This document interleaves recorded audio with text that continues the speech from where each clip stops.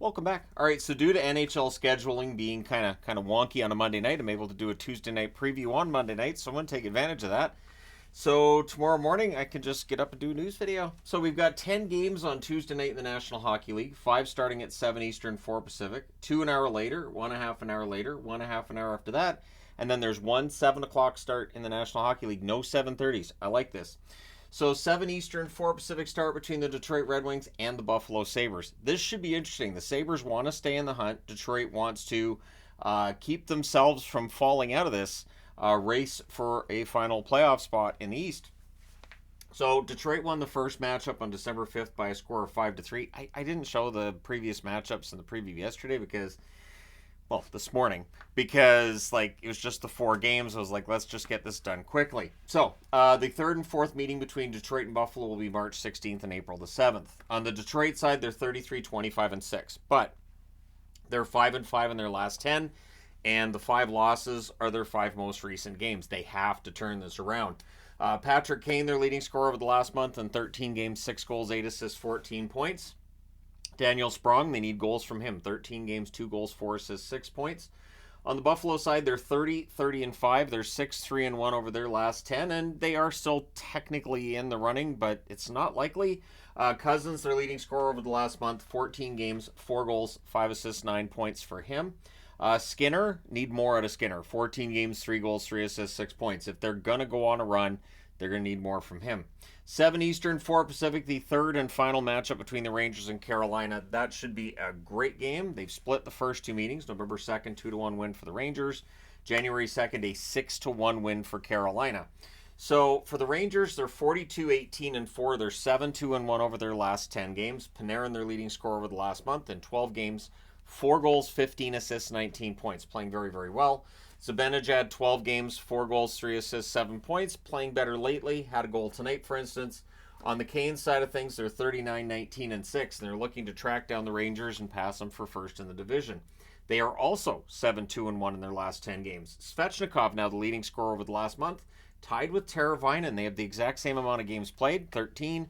They both have 5 goals, both have 8 assists, both have 13 points. So Svechnikov and Teravainen, 2 of the leaders on this team, but there's a lot to go around when it comes to scoring depth on the Carolina Hurricanes with the additions at the deadline. 7 Eastern, 4 Pacific start between the Columbus Blue Jackets and Montreal Canadiens. I had thought about wearing Montreal for this, but I thought, well, Montreal's won the first 2. Maybe Columbus wins the third. I'll stay out of it. October 26th, Montreal wins in overtime 4-3. November 29th, it's a 4-2 win for the Habs. Columbus is 22-32-10 overall. They're 5-5 in their last 10. They've been playing relatively well. Roslovic has been their leading scorer over the last month. He, of course, is gone. So his 12 games, 4 goals, 9 assists, 13 points. Now all of that drops onto Gaudreau and everybody else. Marchenko, 12 games, 2 goals, 4 assists, 6 points for him. They need more from that Marchenko, Chinikov, Voronkov line. And we'll see, again, with the exit of Roslovic, whether or not these guys jump in and get those points. On the Montreal side, they're 24-30-10 overall. They're 2-6-2 over their last 10 games. Suzuki, their leading scorer in the last month. 12 games, 8 goals, 5 assists, 13 points. Josh Anderson, 12 games, 1 goal, 4 assists, 5 points. He's been hot and cold this year. Maybe he gets a hot streak going before the season's done. 7 Eastern, 4 Pacific start between Pittsburgh and Ottawa. Ottawa's won the first 2 meetings, so Ottawa's part of the reason that the Pittsburgh Penguins not in great shape. So October 28th, Ottawa wins in regulation 5-2. December 23rd, a 5-4 overtime win for the Sens. For the Penguins, they're 28-27-8 overall. They're 4-6 over their last 10 games. Crosby, their leading scorer over the last month, 14 games, 4 goals, 8 assists, 12 points. Malkin, he's played better recently, but still, 14 games, 2 goals, 5 assists, 7 points. You're looking for more. On the Ottawa side, they're 25-33-4 overall. They're 2-6-2 over their last 10. Brady Tkachuk, their leading scorer over the last month in 13 games, 5 goals, 6 assists, 11 points. Ridley Gregg has been really quiet. 14 games, 1 goal, 1 assist, 2 points for Gregg. He's due for a goal. 7 Eastern, 4 Pacific start between San Jose and Philadelphia Flyers. November 7th, San Jose won this matchup at home 2-1. So for the Sharks, they're 16-40-7 overall. They're 1-7-2. And I remember that loss against the Sharks turned things around for the Philadelphia Flyers. They can't take a loss here, though. So for San Jose, Granlund, their leading scorer over the last month, 12 games, 4 goals, 7 assists, 11 points. Bortolo, in the 2 games he's played, he has 3 goals, so keep an eye on him. On the Philadelphia side, they're 33, 24, and 8 overall. They're 4, 5, and 1 in their last 10. And again, this is a must-win for them. You have San Jose, it's at home, you got to win this. Lawton, their leading scorer over the last month, 12 games, 4 goals, 7 assists, 11 points. Farabee, need more out of him. 12 games, 1 goal, 3 assists from Farabee for just 4 points. And then at 8 Eastern, 5 Pacific, the Florida Panthers against the Dallas Stars. December 6th, Florida wins that matchup 5-4. And this is what I talk about with Dallas. They play all right against the top teams, but they usually lose those games. Florida, 44, 17, and 4 overall. They're 8-2 in their last 10 games. Matthew Tkachuk, 12 games, 4 goals, 12 assists, 16 points, leading them in scoring over the last month. Tarasenko, in the 2 games he's played with Florida since the trade, 2 goals, 1 assist, 3 points. The ironic part is that, of course, the whole power rankings thing with Dallas that has Stars fans all angry, right now they're 9th. They've actually moved up a couple of spots since Saturday because of Nashville and Boston both losing some games there. So, Dallas, 40, 17, and 9 overall. Yeah, it was an overtime loss for Nashville, but I bumped Dallas up a little bit. So Dallas 6-3 and 1 in their last 10. They've won 5 in a row. But this is where the real test comes in. You know, you've got Florida here. So Johnston's the leading scorer for Dallas over the last month in 14 games, 8 goals, 8 assists, 16 points.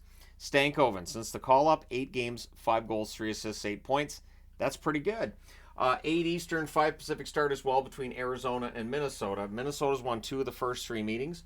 On January 13th, it was a 6-0 win for Arizona. February 14th, a 3-1 win for Minnesota. March the 7th, a 5-2 win for Minnesota. The Coyotes are 26, 34, and 5 overall. They're coming off of a loss against Chicago. They should be kind of ornery for this one. They're 3, 6, and 1 in their last 10. Schmaltz, their leading scorer over the last month. 15 games, 5 goals, 8 assists, 13 points. Logan Cooley also has 5 goals in 15 games. He does not have an assist, however. So probably need a couple more points from Cooley. On the Minnesota side, they're 31, 27, and 7 overall. They're 5, 4, and 1 in their last 10. The gutsy goalie pull there in overtime being their most recent memory. That memory isn't going to matter if they lose against Arizona at home, so they have to win this.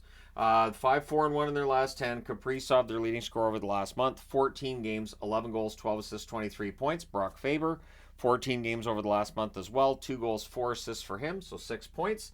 And then at 8:30 Eastern, 5:30 Pacific, the Anaheim Ducks. So I'm wearing my Ducks jersey, my Ducks Stream hat. It's not the Ducks logo; it's the Ducks Stream. So those are the people that interviewed me. Well, Alexis interviewed me, but the group, the people, you guys know what I mean. So Chicago won the first matchup 1-0 on December 7th. So Anaheim should be geared up for some measure of revenge. March the 21st, these teams will meet again. Anaheim 23, 38, and 3 overall. They're 4, 5, and 1 in their last 10. Vetrano, their leading scorer over the last month, 13 games, 7 goals, 5 assists, 12 points. Silverberg, need a little more from him, 13 games, 1 goal, 2 assists, 3 points this last month. Chicago, 17, 43, and 5, but 2, 6, and 2 over their last 10. They're coming off of a win. Bedard, their leading scorer over the last month, 12 games, 4 goals, 9 assists, 13 points. So staying right around a point per game when he's healthy. Korchinski has been all around the net, not enough points. 13 games, 1 goal, 1 assist, 2 points. He's due for a breakthrough. We'll see if it happens here. And then at 9 Eastern, 6 Pacific, we have Colorado and Calgary. So that means we'll have 9 games on at the same time, but this is between 2 teams that are far out of a playoff spot.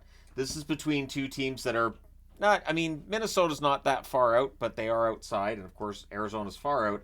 And this is a game between teams that are pretty far out of the playoffs too. So that's how I decide how to watch the games later in the season. So Colorado's won the first 2 meetings with Calgary. They're looking to sweep the season series. They won 3-1 November 25th and 6-5 December 11th. For Colorado, they're 40, 20, and 5 overall. They're 7, 2, and 1 over their last 10 games. McKinnon, 12 games over the last month, leading them in scoring with 8 goals, 18 assists for 26 points. Girard, surprisingly, just the 1 assist in 12 games over the last month. Calgary, 31, 28, and 5 overall. They are 6 and 4 over the last month. Sharon Govich, their leading scorer over that time, 12 games, 7 goals, 4 assists, 11 points, including in their last game. He had one just passed to him by the goaltender, which was nice. And Coleman, in the last month, 12 games, just the 5 goals. He doesn't have an assist. The point production a little bit down for Coleman from where it was, but other players jumping in and helping out. 10 Eastern, 7 Pacific start between Vegas and Seattle. These teams split the first 2 meetings. On October 10th, Vegas wins 4-1. On January 1st, so the Winter Classic, that was the 3-0 win for Seattle. The next matchup will be March the 25th. I'm guessing they'll wear their Winter Classic jerseys for this, right? So Vegas, 34-23-7 overall. They're 3-6-1 in their last 10 games. Marchessault, their leading scorer over the last month in 12 games, 9 goals, 5 assists, 14 points. Barbashev, they need more out of him. 12 games, 1 goal, 5 assists, 6 points. And again, they are 3-6-1 in their last 10. So all of this, man, when they get to the playoffs, yeah, they got to turn that around to get into the playoffs. For Seattle, they're 28-24-11 overall. They're 6-3-1 over their last 10 games. McCann, their leading scorer over the last month, 12 games, 6 goals, 10 assists, 16 points. And Jaden Schwartz really needs to pick it up offensively. 12 games, 1 goal, 1 assist, 2 points. So there you go, 10 games. Let me know your winners in the comment section below. As always, I'd like to thank the NHL schedule maker for giving me time between the second and third period to do the preview. I would rather have had all the games early though, and just then I could have hung out with my wife this evening. But anyways, yeah, this works. This means I can not necessarily sleep in the morning, but the preview's already done. So let me know your picks. Don't forget to hit like and subscribe if you haven't done so thus far. Thank you guys so much for all your support. I will talk to you again soon.